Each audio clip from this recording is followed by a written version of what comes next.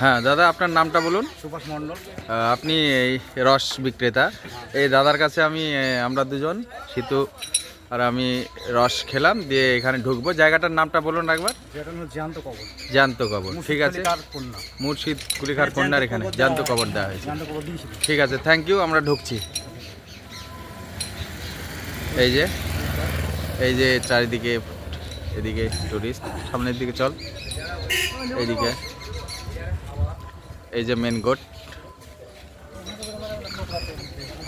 ঢুকবো, সামনে চল। শীতু, যে আমার বন্ধু শীতু প্রথমে প্রবেশ করলো। এই যে মেন গেট,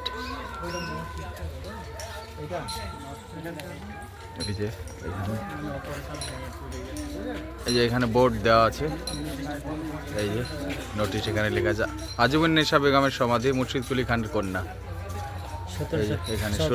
এখানে সরকারি গাইডলাইন্স লেখা আছে।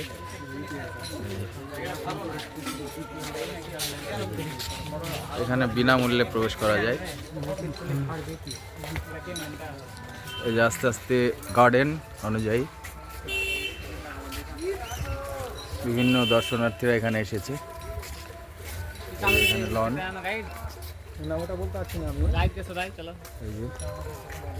খুব সুন্দর। সব বিভিন্ন জায়গা থেকে আমরা জিয়াগঞ্জ থেকে ফেরার পথে এখানে এসেছি।